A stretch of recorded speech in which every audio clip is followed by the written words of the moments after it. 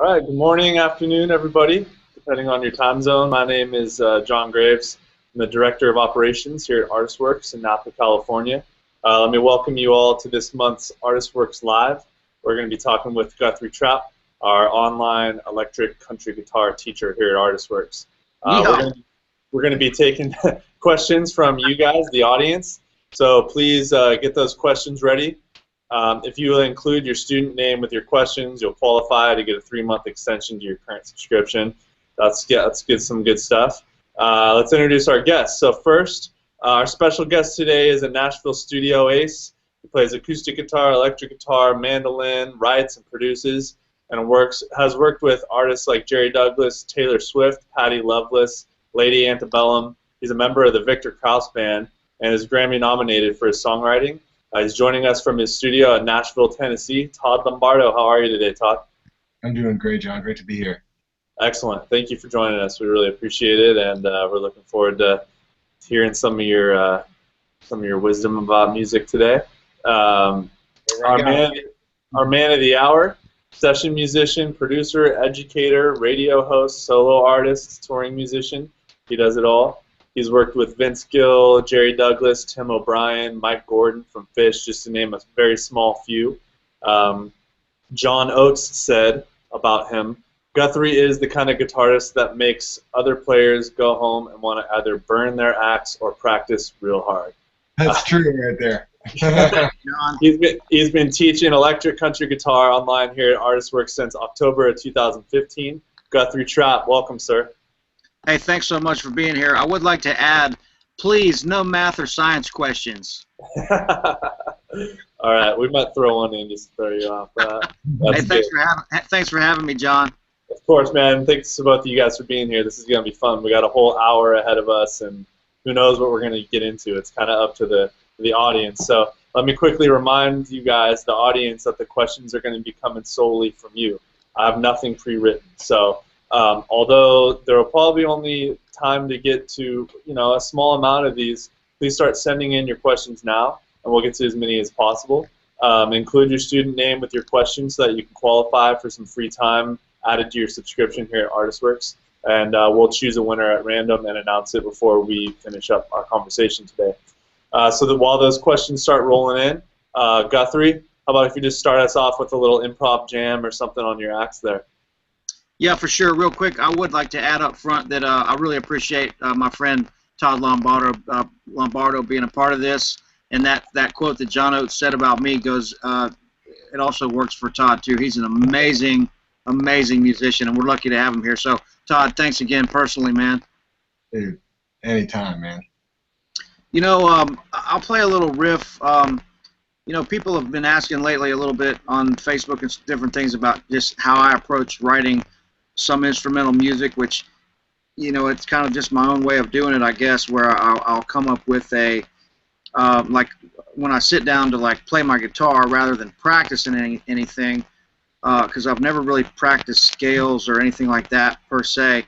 I like to sit down and just start playing the guitar. I think Todd probably does the same thing. Just sits down and tries to come up with music, something that sounds like music, a groove or a nice chord sequence or a melody or whatever, and then just elaborate on that. If you come up with something that you think is a cool A part, try to find a B part that matches that, or something that comes up that might be a different rhythmic thing, or a little scene change, So that's kind of how I do it, for lack of not being able to sit down and write out a bunch of different chords and stuff like that. I just come up with these riffs, and then whatever bass player and drummer I'm playing with at the time, I just let them add to it what they want, and sometimes it can be a completely different chord over top of what I'm playing that I would have thought of, but that to me is like the fun of the whole process. So this is just a little riff that I came up with in drop D.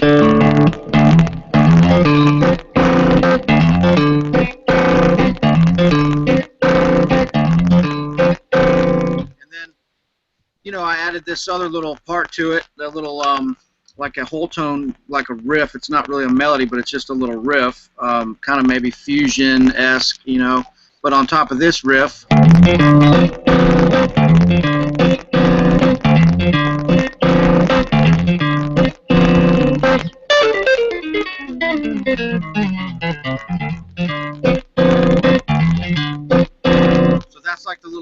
of that song, and then it goes to this other part that's like kind of a little B section before all this is kind of setting up to get to a place where it can kind of open up and you can solo a little bit.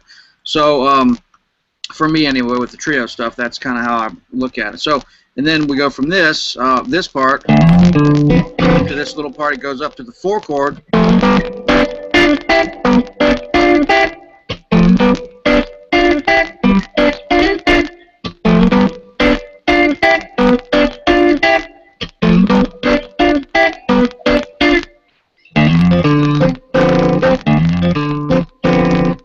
Nice. And then we start. Then once you groove on that for a little bit, then it goes to a solo section where it's like it kind of drops down and goes to this riff. And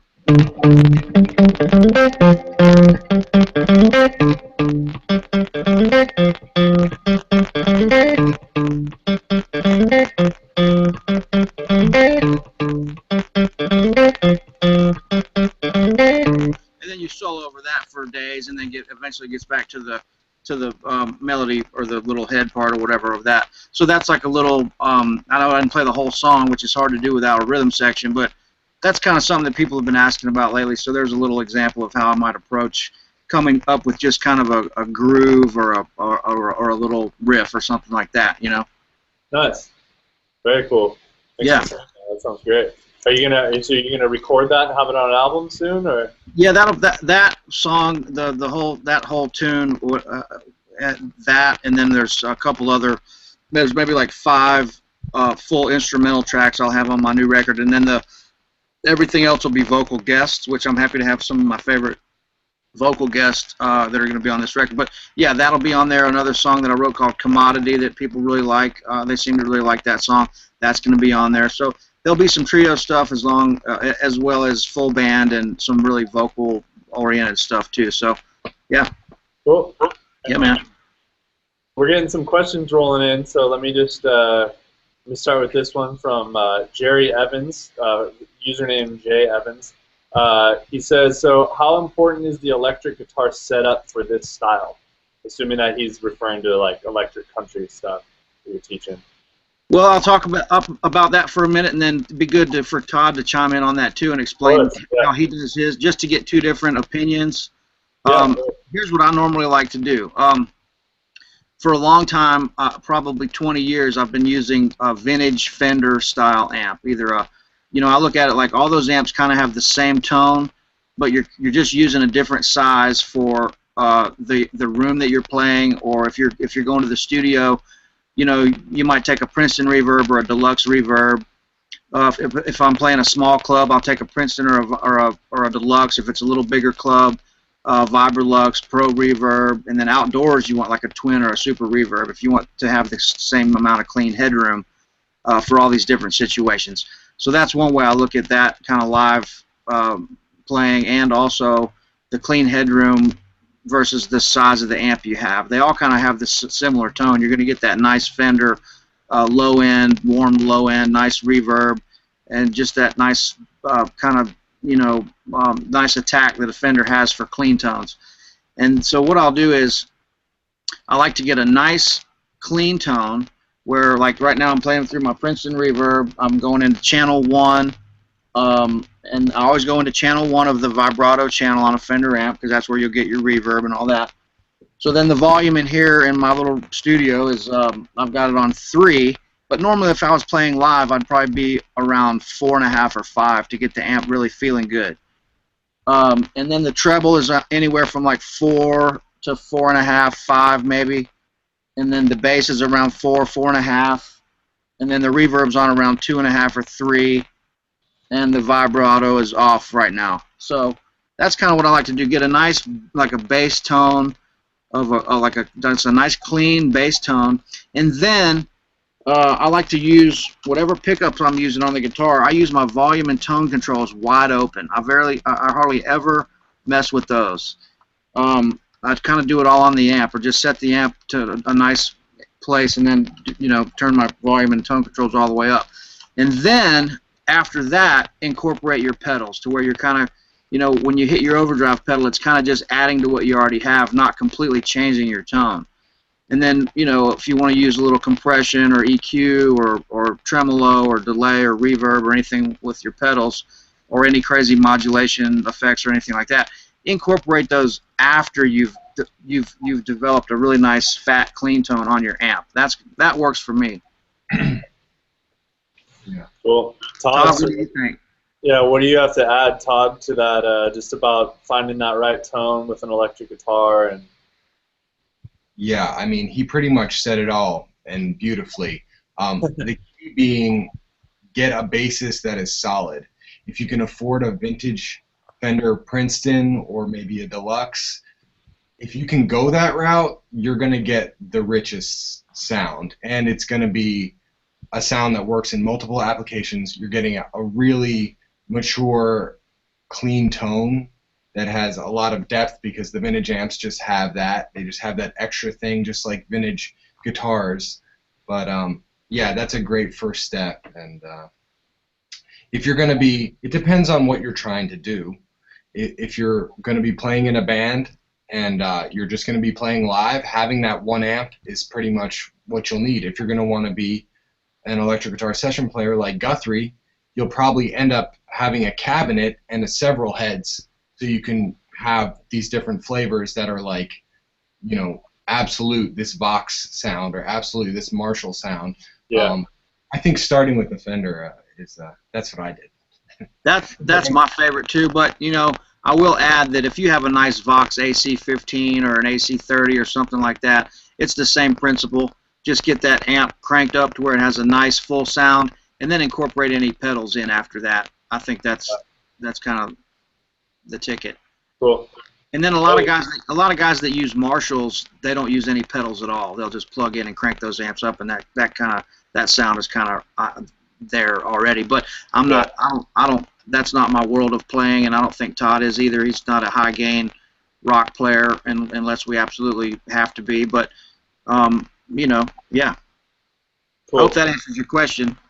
Hey, Guthrie. While I move on to this next question, that audio issue that we were dealing with earlier came back a little bit for you. You're crackling a little bit. So really? While I read this next question to Todd, maybe do you want to try just quickly logging out and logging back in really fast? I will. Yeah. This is live broadcast, folks. Okay. Let's roll with it. All right. Welcome to the World Wide Web, or the Internet, whatever.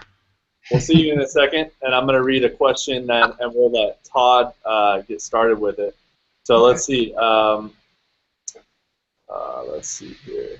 So, okay, so Todd, here's one. It says, I'll be moving out to Nashville soon. What's the best way to try to be a part of the music scene, possibly get some session gigs? I know there's a lot of talent and competition out there. Yeah. Guthrie's back, so let me just read this one again. You there, Guthrie? Yes, I am.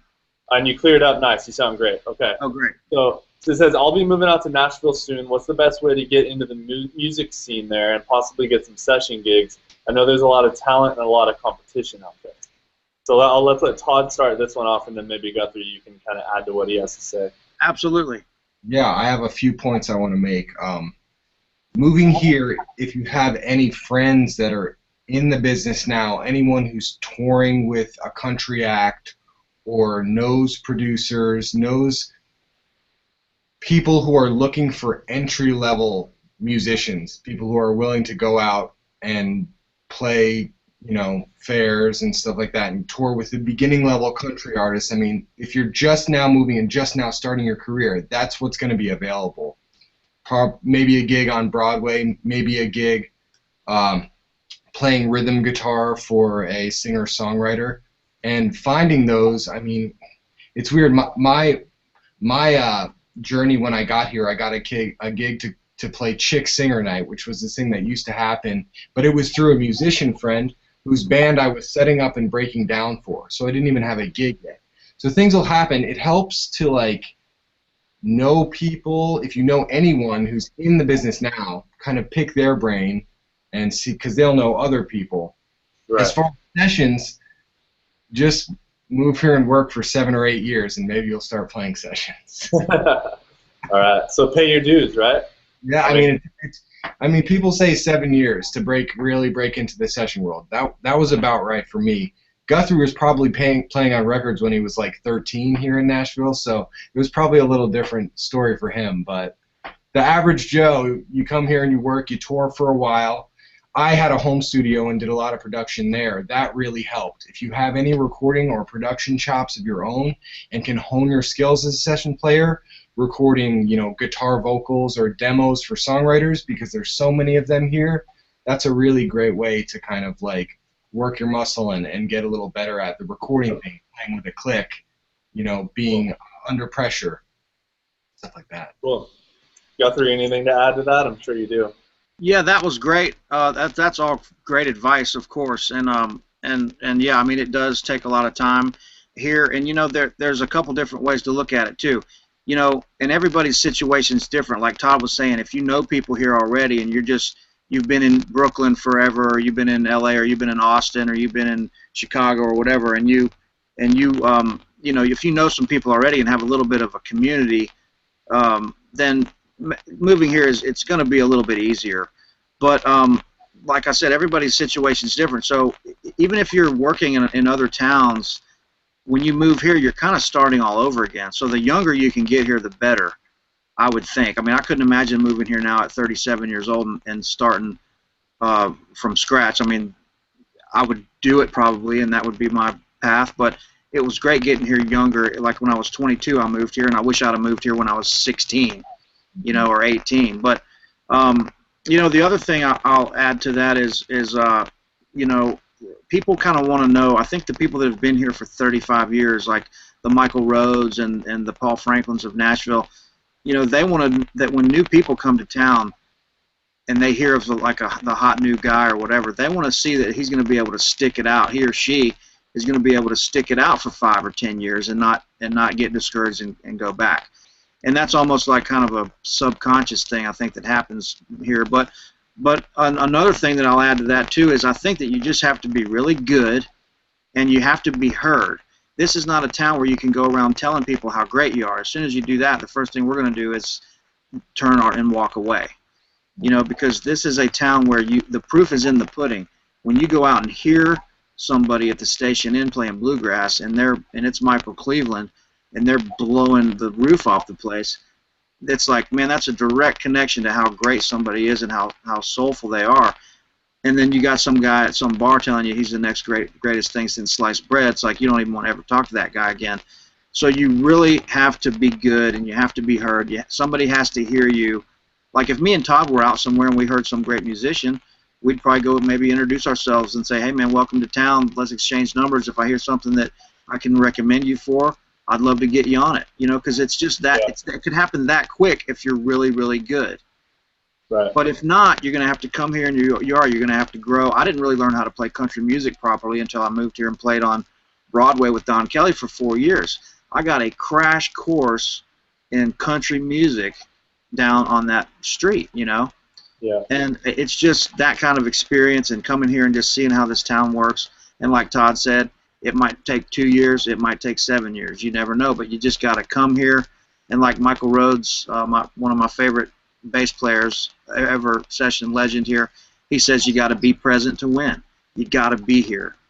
A lot of people from other parts of the country and even the world, they say, hey, I want to move to Nashville and get started. How can I get somebody to hire me in Nashville? I said, well, the first thing you need to do is you need to live there. Yeah. So that's kind of my take on it, and Todd's exactly right, Must be present to win. I like that. That's clever. Must be present to win, yeah. Cool. All right, so this next one comes from Dean B, and it's pretty specific to Guthrie. So I'll read it and then I'll maybe expand it a little bit to make it a little more broad. It says, "Hi Guthrie, how did your time in the Don Kelly band influence your playing?" So how about if you answer that, and then we can kind of get into just how playing with all these different people that I named, that both of you guys have played with, just how playing with someone like that can influence what you take away with that, and how it influences your playing. Well, and I kind of mentioned this a few minutes ago. Playing with Don, when I played on the Gulf Coast, I got to play with a lot of songwriters and a lot of guys that were playing original music already. I've never played in any quote. Don Kelly was the first like cover band I ever played in, but it was all old country stuff, and like, you know, it was good music. It wasn't. I didn't feel like I wasn't playing in like a and not to take anything away from any of these guys, but I wasn't playing in like an '80s rock cover band or something like that. It was a very, you know, connected to Nashville kind of thing, where Brent Mason and Red Volkart and Johnny and all those guys, all these Telecaster players came through that band. So when I moved here, the only thing I knew to do was go down there and stand in the doorway and meet those guys and say, hey, if you need a sub, you know, come, you know, call me, I can play this music. Because on the Gulf Coast, we had an original band where we were playing like jump blues, some swing stuff, some jazz stuff, original music, some country kind of influenced stuff, but more like almost like Roy Buchanan kind of country, where it's country, but it's like the real stuff, which is almost more just, I think, like American roots music. I mean, it's country, but nowhere near what people think country music is now. It's more roots, where it's blues influenced and stuff like that. So that style kind of started developing on the Gulf Coast, but until I moved here to Nashville and played for 4 years with Don Kelly, and during those 4 years is when I got Patty's gig and Jerry's gig, and when I was off with those guys, Don would let me still come down to Robertson play. So I'd play like maybe Wednesday, Thursday, and I'd go on the road Friday, Saturday and tour. But when I was in town, I was playing 6 to 10, Wednesday, Thursday, Friday, and Saturday nights. So it was a lot of playing like we did on the Gulf Coast. It was a club gig where you're playing, you know, 4 hours a night versus playing in a show with an artist where you're playing an hour or an hour and a half. So those things kind of change. But a lot of chop building on those kind of gigs, because you're getting to play a lot. And Don was the kind of guy, and still is, although he's getting ready to retire, I think, but he's the kind of guy that would just, there was no rehearsals, there was no here's a tape, listen to it. It was just jump in, get on stage, and play. And if you weren't doing something right that he didn't like, he would just scream at you from across the stage, and you would immediately change what you were doing. So like that, although that might not be the best for somebody that's not that is a little, you know, it's not for the faint of heart by any means, but it was a pretty quick way to kind of jump right in and learn. Like, you know, he would yell at me for things like if you're playing a country shuffle, he would say, get off that back pickup. You know, like if I was playing on the back pickup, the bridge pickup, he'd say, get off that bridge pickup, and I'd immediately go to the front pickup. And I learned, like, okay, on that style of tune, the front pickup or middle pickup is more suited than playing on the back pickup. Or vice versa. If it was a train beat, kind of up-tempo, he'd say, man, get off that front pickup, play on the back pickup. And I learned a couple little things like, okay, on that, it might be more appropriate to play on this pickup versus this pickup. Of course, now, you know, we can kind of do what we want. If you want to play the first solo as a little bit jazzier, you do the front and then move to the back if you want to play a little more kind of chicken picking kind of solo or whatever. But, you know, I hope that answers the question. I kind of went all the way around everything there, but that playing in that band was definitely like, that was a great foundation at you know, 15 years ago, moving to Nashville and being able to play with those guys down on that street. I learned a ton with those guys. Yeah. So Todd, from, you know, I read just a small bit of your bio as I was introducing you, and, you know, there's a lot of contrast in there, from Victor Krauss, Jerry Douglas to Lady Antebellum, Taylor Swift. So when you're playing with a wide variety of people like that, some of them you're doing session stuff with, some of them you're touring with. So what kind of stuff are you taking away from all that experience? Yeah, broadly, to kind of like step back from the idea of the question, like every gig is going to throw you into a place that you're not comfortable if it's something new. And kind of being ready for that and being prepared for it to be not comfortable, but letting everybody know that you're comfortable and you got it, and going in 100% is the way to succeed. Because no matter what, if it's a new experience, you're going to get thrown something that you've never been thrown. I mean, especially a gig like Jerry's gig, for example. It's like, here we go. That's kind of like the motto of that one. You get thrown in. When I got the call to even do it, I was like, well, you know, I've never tried to play music this fast. And I was like, well, okay, yeah, I'm ready. Let's do this. And when Nice. really maybe I wasn't, but it's kind of just saying yes, worry about it later, practice your ass off, and go in there and show them what you got. And that's a good way to kind of approach any new experience you have, especially in Nashville. Being confident, and because you're always going to be thrown something new. You're always going to be presented with a new situation, new music, new personalities, you know, a new frontman with a different kind of vibe that you might not be used to. Like, well, no, I'm not going to change my pickup. No, like you just kind of do your thing, but, you know, be prepared to be malleable, and that'll take you. You know, that'll help you succeed. Cool. Well, hey, so let's take a little break from the questions. Do you have something that you'd like to play for the audience, a little song or a little jam or something? Yeah, you know, I'll do a bit of an improv and a bit of a piece that I wrote a few years ago. I don't write many instrumental solo acoustic guitar pieces. What I mainly do is compose using my guitar, writing chord melodies, you know, like where I would be playing a bass line and a melody, and then I would use a different instrument to record it. So, like what, for example? So, yeah, say I would have a piece that starts, had that progression, but I would maybe have a cello play the melody, and I would just be playing a rhythm part. And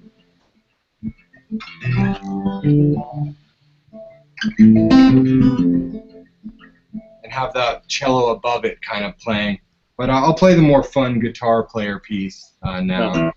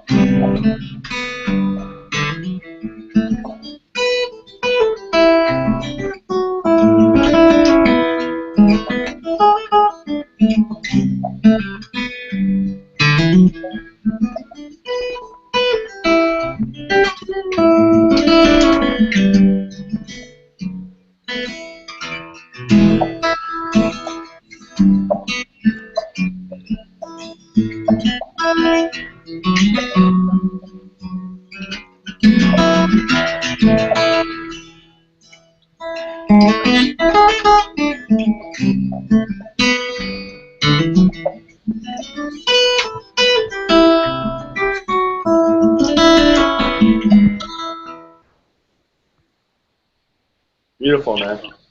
Thank you. What's that one called? That is beautiful. Wow, that's nice, Todd. Title. I've never recorded it. It's a song I wrote with my friend Chris Pandolfi, who is an amazing banjo player who lives in Colorado now, and he used to be infamous String Dusters. Yep. We did that as a duo, banjo and guitar. Very cool. Nice. Yeah. All right. Well, thanks for that. Let's get back to some of these questions because they're just flooding in here. Are we getting a good amount of questions? Oh yeah, there's a lot here to choose from. Good. Let's see. So it says, "Hi guys, can you talk about?" This is from Yossi Katz. Hey Yossi, how's it going? My buddy from Israel. Yeah, nice. It says, "Can you talk about licks that use a roll off of the 1 to the 5 of the chord?" I think he means just from the 1 chord to the 5 chord. Let me read it again. Sorry. Can you talk about licks that use a roll off of the 1 to the 5 of the chord? That's what it says. So Roll off of 1 to 5. Maybe licks that are boxier, so that use like just fifths, like stuff like that, that roll from the 1 to the 5. Yeah, I don't know, Guthrie, what do you think? I was just trying to think about that. I'm not exactly sure what he means. Does he mean from the 1 chord to the 5 chord, or from the 1 of the chord to the 5 of the chord? Well, let's let him write back in and see if he wants to elaborate on that.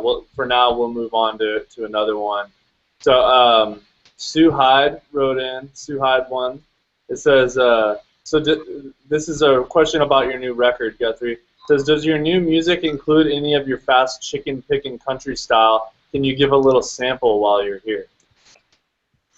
Well, I can't really give a sample because everything that I record, I don't really do any solo guitar work. But there is some chicken picking on the record. We did a great version of Mojo, Got My Mojo Working by Muddy Waters, that Jimmy Hall sang from Wet Willie, who's actually on the road singing with Jeff Beck for the past bunch of years. He's been out there doing that. Jimmy Hall's an amazing singer, so we did a version of that song, and there's some definitely some chicken picking on that. So yeah, the record is going to be all over the map. We did some acoustic stuff that Todd played on us with, and then there's some African kind of sounding stuff. There's some blues stuff that we covered, some old Paul Butterfield tunes from his record, from the Better Days record.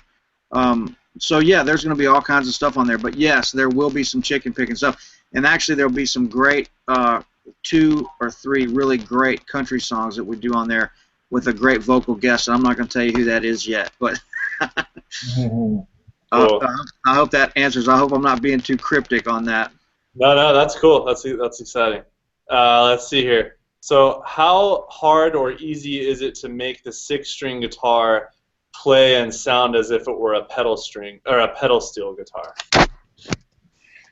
How hard is it? Yeah, that's from It's as Kyru. hard as you want it to be. Guitar is hard in general. Guthrie, you can probably expand on some different pedal steel-ish bending licks that you can get with a standard 6-string and what you can do with a B bender, I'm sure. But Yeah. physically, it's not that hard to do, but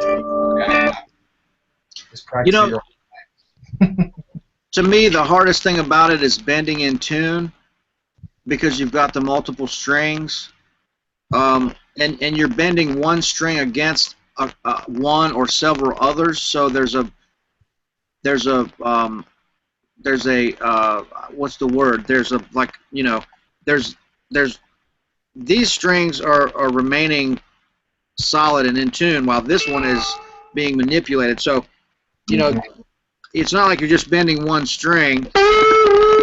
You know, you're bending against others, so you're doing.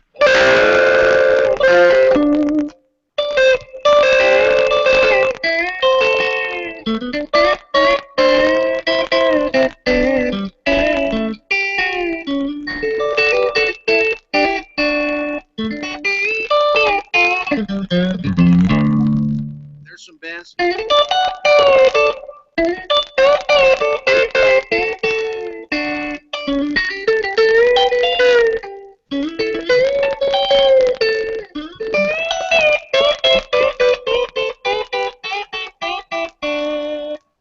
That last one was, but you know, it's not that hard. The hardest thing that I teach with, you know, that I tell most of my students are when you're doing these steel type bends, that you're you know, I don't know if you can see this. I'll try to get as close as I can, but when you're bending, it's almost impossible to bend with just one finger. You always have to put 1 or 2 fingers behind it to reinforce it to where you get the strength to bend up. And then, with that being said, you want this finger to act like a little mechanism, like a little servo or something, where your muscle memory is knowing how far to go to where it's in tune.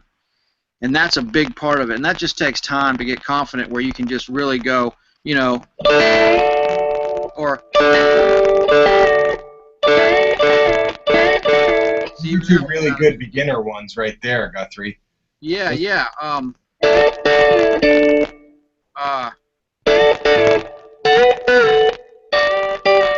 That's nice.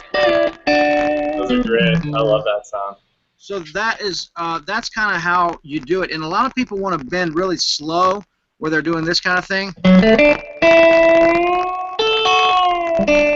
And that's really not right, because in pedal steel, the movements are quicker, you know.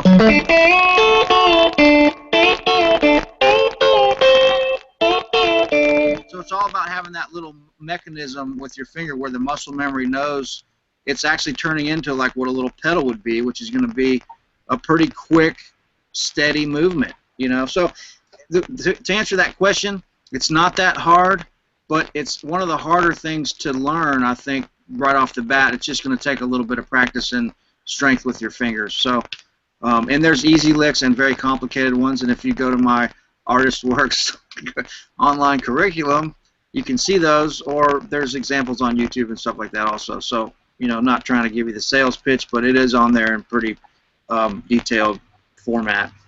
Right. Yeah, hope that helps. Cool. So let's. This one's about technique. It says, "What's the best way to improve?" Or, sorry, this is from MAM13. MAM13. What's the best way to improve right hand speed? I use a metronome. There's always a point I can't seem to get past. Ooh, Guthrie, you take this one too. You're the fastest guitar player I know, so. Well, I'll give you my take on it, and then Todd can answer too. Let me tune up here so I can give you an example. Yeah, why don't you play something? Why don't you play something ridiculously fast to get it? Okay. Well, I will. Okay. So here's just like a fast lick. Oh,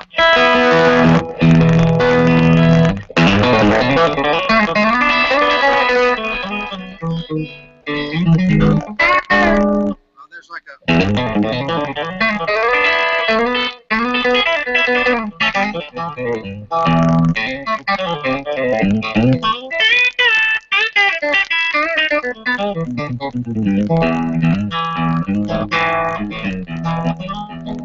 couple wrong notes in there, but I'll tell you about the little that was kind of sloppy, but a lot of that was pull-offs and hammer-ons and hybrid picking. So all those things combined can add to your speed. Now, I will say this, a couple good right-hand exercises, and I'll go back to one step and say when you're playing with a metronome, that's a great thing to do, and I should do that more. But if you can get a sound that's more like a shaker or something that's more musical, even like a drum machine with a drum pattern, versus just a click where it's just going tick, tick, tick, it's easier to play along with something that's musical sounding, like a shaker sound or a drum machine or anything you can do that gets away from just that tick-tock sound. Yeah. Now, I will say that if you do hone in and really be able to play great with that awful sounding click sound, then more power to you. But I would make it easier on myself and get something that's a little bit more it's always easier for me to play to like a shaker sound or a drum machine sound. Todd probably agrees. In the studio, it's always nice to have something that's a little bit more musical sounding. But playing with a metronome is a great idea, and I would say that the best way to increase your right hand speed is just to do some simple exercises like take a scale, like just the major scale, and just go down, up, down, up, down, up, down, up. Because I think a lot of my speed, whenever I am able to play something that's at a high tempo, it came from from flat picking a lot when I was a kid playing bluegrass. And what I learned was just down, up, to where you're getting it's really efficiency, because you're getting, rather than going like down, down,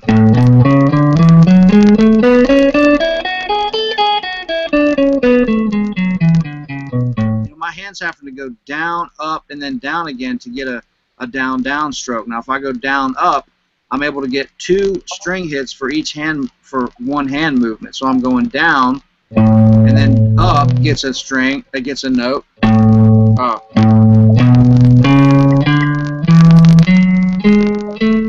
So my hand's doing this. I'm having to come back up to go back down anyway, so I might as well get a note there. You see what I'm saying? It's just down, up, down, up, down, up, down, up. And then that eventually, you know.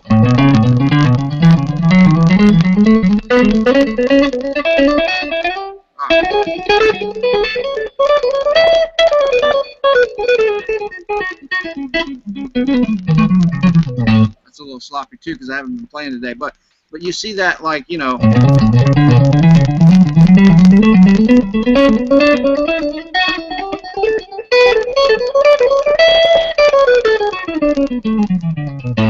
Still a little sloppy on my part, but that's the exercise, you know. down, up, down, up. And if you just do that, you will definitely increase your right hand speed. Yeah, I can just elaborate a bit on what you did, Guthrie. One thing that might help with speed and technique with the right hand is anchoring. Guthrie does that without even thinking about it. And Right. I started doing that after I started playing 5-string banjo, because you kind of have to anchor, because you need that precise thing being in the exact right spot. And then the anchoring, like, that really helps kind of like hone in exactly where the pick is going to be. And then also what you were playing, this like those 1, 2, 3, 1, 2, 3, 4, those like kind of patterns where you go forwards and backwards. Yeah. That really creates this illusion of going really fast. Like it's faster than it sounds, you know? Like instead of like stuff like that when you're moving in 2 different directions or doing a pattern.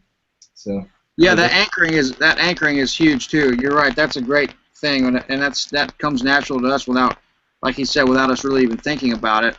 But the anchoring is huge, because that really controls your. It adds some control to your right hand. Without that, you would just be. I mean, there's no way I could play anything without anchoring. I mean, maybe some rhythm stuff, you know,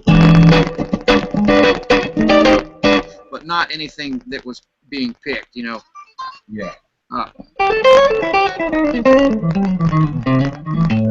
So definitely anchoring is huge. That's a great point. That's very cool. All right, let's get to maybe couple more of these. I hope this is answering these questions. If not, you can maybe send them back in or something. But I hope we're answering these questions.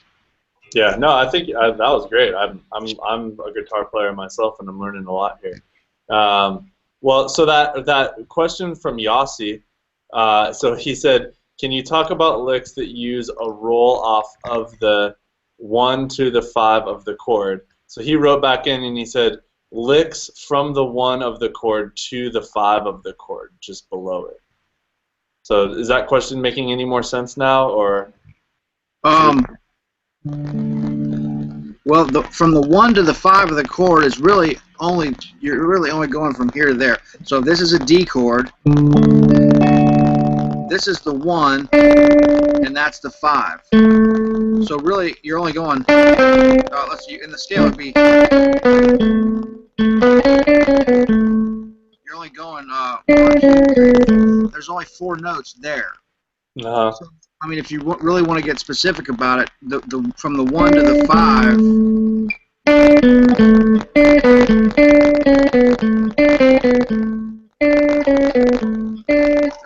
there's not a whole lot you can do just going from the 1 to the 5 note of the chord. Todd, is that? Yeah. I think we might be maybe just misunderstanding the question. So let's just maybe. I have a lot more here we can move on to, unless Yossi, hey Yossi, I'm so sorry, man. Maybe if you send this to me in a video exchange with more detail, or actually on the guitar fretboard, I think I'll have better, be better suited to answer your question. But I'm so sorry. Thank you. So here's one from Peter B 991. This is pretty technical, so try to stay with me here. Talk a bit about subbing major 7 etc. runs over minor and dominant 7 chords, how they fit over a 1 or a 4 or a 5 chord in country or blues. Okay, Todd, you want to take this one first? Yeah, I mean, as far as like a trick that I would use, if I'm playing over like C major 7. Maybe this answers the question, maybe it doesn't. Maybe you're playing like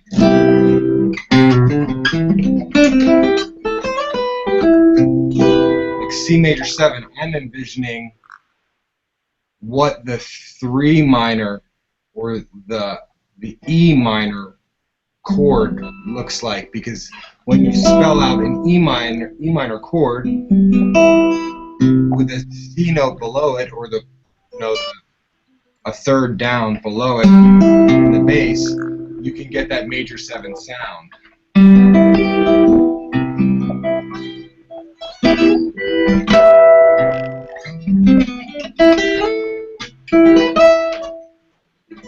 Guthrie, can you kind of elaborate on that a little bit? Or Well, yeah. Yeah. Now, see, I've never thought of it that way, to where you're looking at C. You're looking at the 3 minor over, because that is, if you look at C major 7, those 3 notes of it are in E minor. So yeah. So that's right. What I do, and this is a real non-educated way to look at it, but to me it's pretty simple. Like if I'm in, okay, let's take the key of A. If I'm in A dominant 7 and I'm playing like a blues or a train beat country song or something like that that's a little funkier, you know, that has the bluesier overtones of the flat 7, but the major 3rd, a dominant 7 chord. You know, if I'm playing A dominant 7, I know that I can go, I look at it like this. The note that makes A7 is G. Right? So I'll go down a whole step to G and play out of G major 7 over A7. So if you're in A dominant 7, you can play ideas out of G major 7, which is going down a whole step. Yeah. You're going down a 3rd, right? Or you just go down a whole step, which is a half. Down a whole step. And that sounds like this. So if I'm playing in A dominant 7,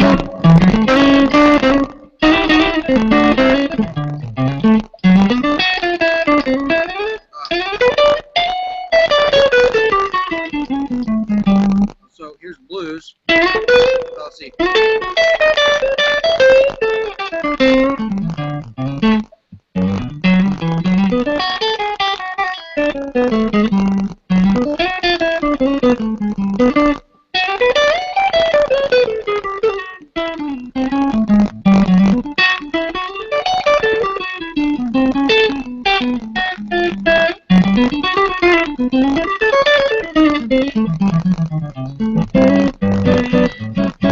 So I'm incorporating the G major 7,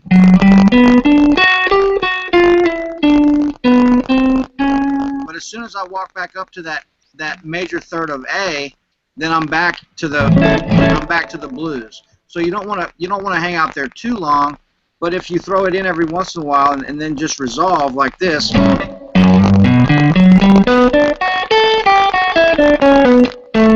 if I'm starting here on G major 7th, even if I just do that little arpeggio, then I can walk right back down the scale and end on A. So I'm playing. And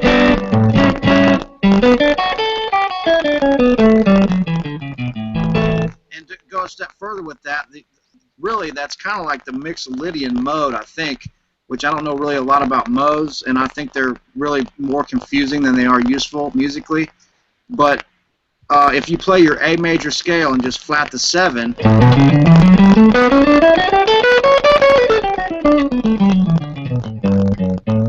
that gives you that sound as well. And it's almost like you're playing out of the 5 minor 7, the flat 7, major 7, and then resolving in the key that you're in that's A dominant 7. Now I'll say this again too. Or I'll go a step further with it and say, now when you're in A minor, go up a minor 3rd to C, the relative major, and play out of that major 7 over A minor. So if it's A minor, you go up a minor 3rd. If it's A major, you go down a whole step to play out of that major 7. It's the same licks work, so watch. Here's A minor. And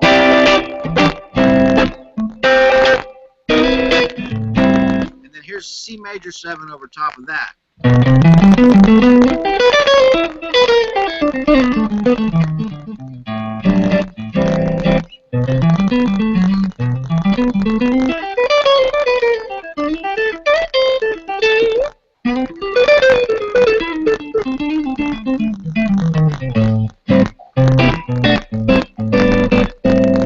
So those ideas all work over that chord, and that's a real simple way to do it because it's the same licks in G major 7 as C major 7, but they just work over, you know, G major 7 over A dominant, and then C major 7 over A minor. And just to not go on about it too long, but one great rule is if you're in A dominant, it's the note that makes A dominant, which is G, and that's the major 7 you play out of, and then C is the note that makes A minor, so that's the major 7 pattern that you play out of for that. That's how I look at that.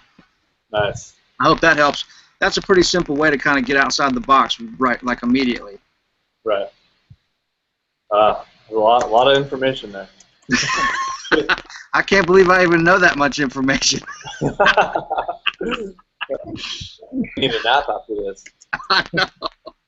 Todd, hey Todd, where are we going for beers after this? That's good. That's good. All right, so hey, I think this will probably be the last one we have time for, but okay. A lot of people have been asking, and this is much less technical, so we can end on an easier note here, and just a little bit about practice routine, warm-up routine, stuff like that. Is there like this one practice routine that you do every day, or do you switch it up a little bit? How do you guys kind of approach just practicing and warming up? I'll let Todd take this one first. Okay. Okay. Yeah. At this point, what I do a basic, just cross-picking pattern, a chromatic pattern, all the way up and down. At this point, what I'm doing, I'm mostly trying to write chord melodies and then figure out how to arrange them. So it's not as much technical practicing for me at this point, but figuring out how you can loosen up your body. I think the key to playing is being loose and breathing when you play. These are things that are going to make it so when you're actually performing or recording, it sounds more fluid and better. Making sure you're breathing, making sure you have good posture. I switched my recording stance to this just a year ago because this was just locking my whole arm up, being like this, and this just lets all the blood flow. So like, regardless of a practicing regimen, when you are practicing whatever you do practice, you make sure that you're breathing naturally and there isn't any extra tension being held anywhere in your body, trying to be conscious of that. Nice. That's a great point, and Todd, I love that you said that about switching to this position, because this is the go-to, and that's comfortable for me too. But this is great. I mean, sitting like this sometimes, which is like the classical position, I guess. Yeah. Man, what it does is it puts the neck in a different position too, that has a really nice, comfortable access to it, especially in the studio. I agree with Todd on that, and the main thing too, and I also agree with Todd, is I would say the number one thing when you pick up the guitar and you're a beginner or an intermediate player, just when you pick up this thing, don't start thinking about all the stuff that you need to work on that I've told you or another teacher has told you, or start thinking about the numbers of the scale and all this stuff. Just relax and try to make some music, and something musical that's going to keep you wanting to pick it up every day. I mean, if I had to practice scales, like for me personally, I need to be working on better ways to play over like a 1-6-2-5 and use the diminished scales and stuff like that. I should be practicing that every day. But if I had to sit and just play those scales every day, I'd probably stop playing the guitar. So, pick up something. What I do is I like to either have an acoustic close to my couch at my house, or I'll come over here to this room and I'll have a little amp with some reverb, and I'll plug in, just get a nice tone, not too loud, pretty quiet like I am right here, and I'll just start playing. And if it's first thing in the morning, because my hands are stiff, even right now, because I haven't been playing except what we've been doing on this video, my hands are still stiff. So I would come over here and play for, maybe 15 or 20, 30 minutes of just like Todd's saying, just playing some nice melodies, trying to find some lines that work over some chord shapes or something like that, but nothing too fast.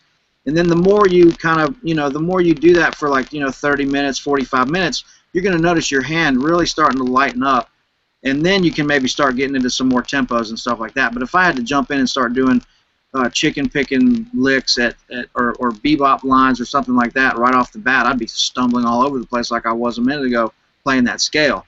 So I would just say, when you pick up the guitar, just relax, get comfortable, like Todd said, breathe, take some deep breaths.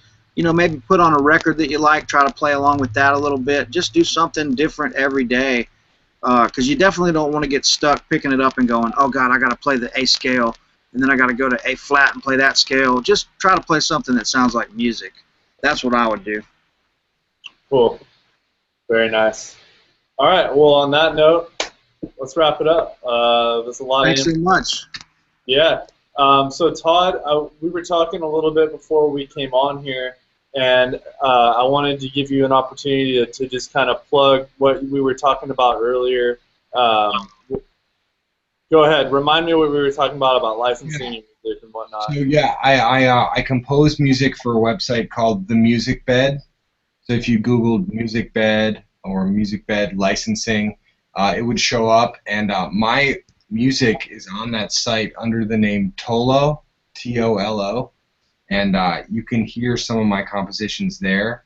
And really, the newest stuff that isn't available anywhere else is available on my website, toddlombardo.com, and you can check it out, listen to it there, and see what I'm all about.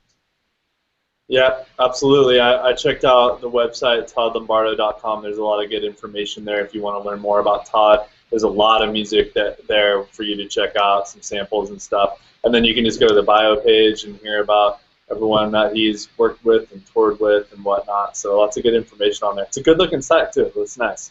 So let me quickly announce that the winner is Kirby. So Kirby, if you're still with us, I'll use Guthrie's quote from earlier: "Must be present to win." So, so Kirby, if you're still with us, then congratulations. Go ahead and we'll send you an email or something to kind of give you the details. But we're going to add some few months to your subscription at Guthrie School. Awesome. All right. Does anyone have any last words? I hope that Guthrie and Todd, you guys should go out and get some beers after all this technical talk. If I was out there in Nashville with you guys, I'd join you, but I'm out here on the West Coast, so. I will. Hey, John, I will say this real quick before we get off here. I hope we can do this again soon, because I love discussing this stuff as well as playing, but I love answering the questions and stuff too, because it gets us thinking about what we do and stuff we don't think about all the time. So I really appreciate the opportunity to do this. And Todd, thank you again so much, man. My pleasure, brother. Talk to you guys. Thanks to Todd very much. Guthrie, you're the man. Thank you so much. I learned a lot even today as a guitar player. Me too. Thanks to all the students for the great questions. I mean, you guys really guided this whole conversation. Lots of really good questions. Stuff. Yeah. So thank you all so much, and tune in next month. I'm not sure who we're doing it with yet, but you know, the ArtistWorks roster of teachers is some exciting and amazing talent, so it'll be a good one. So we'll see you all next month, and thank you all for tuning in. Thanks, y'all.